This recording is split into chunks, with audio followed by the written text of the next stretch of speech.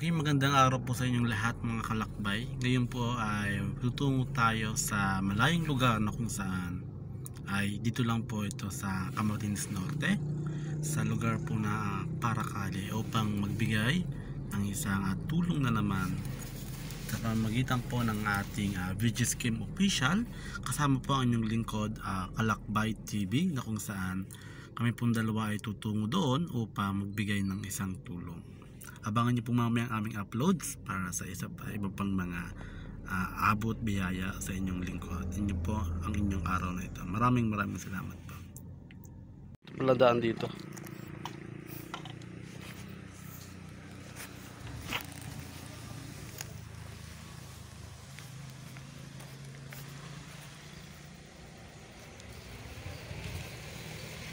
Okay, magandang araw po sa inyong mga kalakbay. Andito na po tayo sa ating kababayan upang ibigay ang tulong na bigay din po ng ating mga nagmamahal sa atin. Puntahan po natin sila ngayon.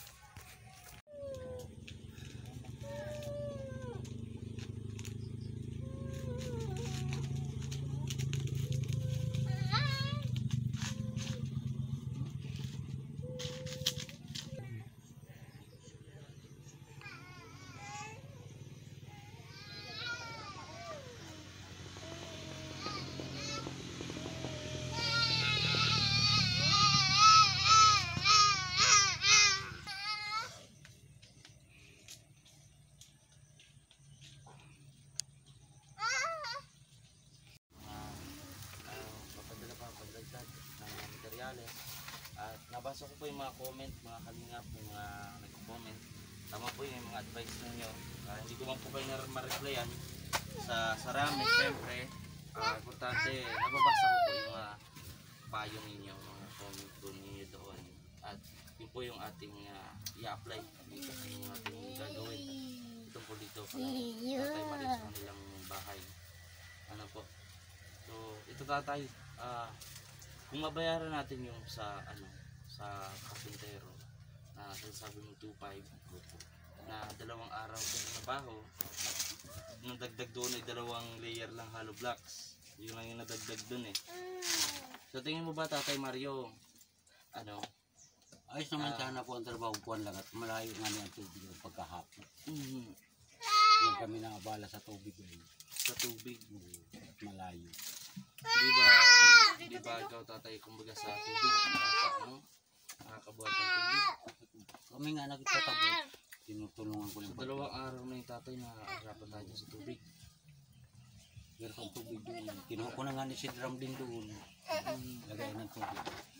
Nilagyan mo na. Nandun na po yung drum o nandito? Yan na yung bagan drum ko. Yan yung nilagyan ng tubig. So, ang gagawin natin? So, tingin mo ba tatay, yung mga karpintero na kinuha mo ay niluloko tayo? Hindi na. Sinabihan ko nga ni ay sabi niya ay hindi na daw siya pagka maghanap na lang daw ng ibang mga trabaho. At kasi yun rin po tatay. Daw ay bibigyan daw sila sa sahod ay. Tumutulong sa mga may hirap. Sana bigyan natin ng halaga yung pagpapahalaga. Kasi sa panahon ngayon, lalo ikaw tatay, masasabi mo hindi ganun kadali humanap ng pera. Lalo tatay, sa hirap talaga ng buhay, kailangan natin maging wais. Kahit harayo ang kahoy ay inarakot namin dito. Para mag-uling, no? Ganun tatay. Tulad nito, kung masisimulan ulit natin ng tuloy na at matapos na dire-diretso itong bahay, sana tatay, hayaan mo ako na ako yung gumawa ng tao at ikaw na lang yung magbantay doon. Kung sa tubig, yan meron na kayong drum, ano pa yung kulang tatay bukod sa hose ba? Malaking hose? Kung mga gamit doon ng hose, kung kuwang tayo ng Jesmatic, kuwang sa tubig. Ano ba yung makina po? Masyadong mahal naman po yung Jesmatic yun. Hindi mo pwedeng mahakat ang tubig at ako ninyo. Jesmatic na lang gamit ko. Di pa po ba natin magagawa ng ibang paraan o yung ibang way para makuha tayo ng kahit kung magkukuha ng katulad nito, carpenter, 2 o 3, At matabo. ikaw yung magtatabo tayo. Wala, mga ilang metro man lang yung dumkalaate, ano, di ba?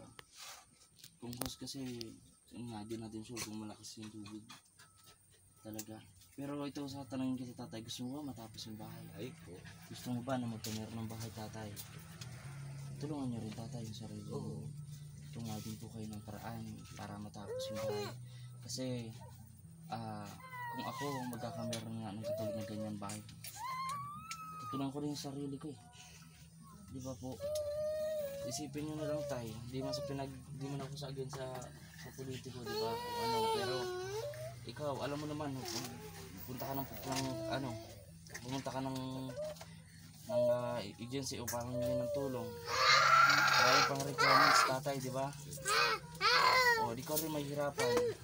Pag ganito, tatay, kapag once na tinulungan ka lang isang charity vlogger, marami ang tumulong, tulungan din natin yung sarili natin para mas lalo kaming may ingayo na tulungan kayo na maging masaya na matulungan kayo na pabahayan kayo, porsigihan. Kami po nagtatabo, 2 kami nagtabo. Kayo yung nagtabo. Kami 2 nagtabo. Sana kapag ito, may mga susunod pang magpapadala, ipunin natin yun, mga kalingap, at itutuloy-tuloy na natin na masimulan. Siguro ako na yung bahala maghanap ng tamang karpintero. Huwag na tatay, ikaw, para mamomonitor ko din, mas better na kilala ko yung karpintero para mamomonitor niya kung sakaling busy ka po dito. Ganun, tatay.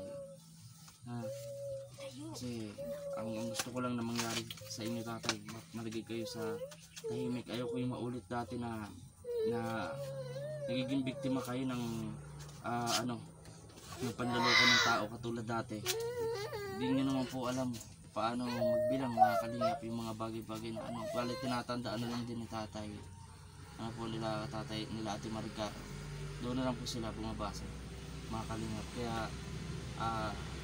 sa mga mag-iisip po mga ganyan, bigyan na lang din natin ng malawak na pag-intindi, pang-unawa sila Tatay Mario, dahil biktima lang din sila ng mga tao na higit alam nila na tumutulong ay abusuhin nila.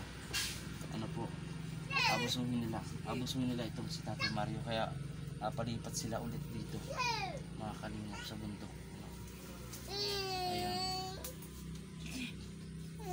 So mamaya sakali mapasama ako doon, tatay, check natin ano po yun. Pero may mga materials ka naman tayo binigay, ano? Yung po, may pompa po, may bakal pa din. Tapos yung yung pawis. Yung pagkatalubong. Kumusta naman po ang pagsasama niya ni Ate Maricar? Okay lang naman, Ate Maricar? Ha? Asan po yung isa? Ayun, dito po yung isa. Nakalagay or kung saan po na na padalahan, yung padala nila na balikbayan box, ano.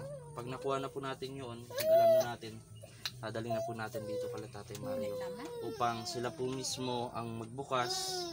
Sila po mismo ang magbubukas, hindi ko po yun bubuksan kasi alam ko naman na para yun sa kanila, mga kalinga. Grabe ng usok dito, tatay, oh.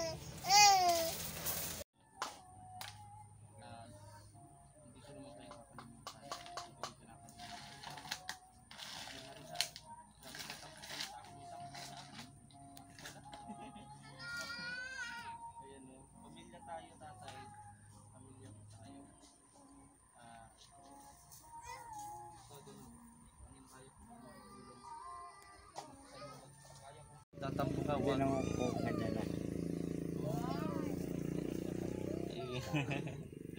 Ayan, oh. So yun po, mga kalingap, nito ng combat dish na nagsasalita. Pwede natin yan ang mga kalingap. Kita nyo po, nauntog na. Nauntog. Nauntog. So ayun, mga kalingap, tatay, sinasabi po nila sa akin na hindi ko daw mabubuhay daw sa ikot bata. Tapos matanda na daw. Sabi ko, tapang ko na hindi sila magutom, magkaroon kami ng anak.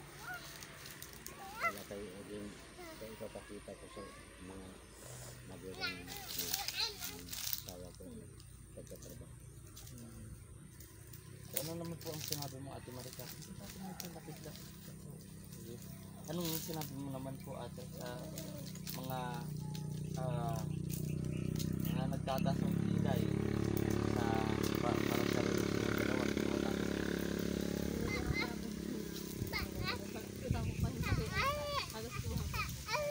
Na sumama. Yeah. Sa lahat ng ilan ba na ano, may ex ka ba, Ate Maricar? Isa lang po. Isa lang. Ganun. So, namatay na ba yun? Ano na po yun? Kasi parang may nabanggit nga na ano, may namatay. Yun ba yun? Dito po yun sa ano. Ah, dyan. So, isa rin ba yun sa naging hadlang sa inyo? Dalawa? Pero pinaglaban mo pa rin. Sa tatay mo rin. Naks. Ganyan. Hanggang sa ito.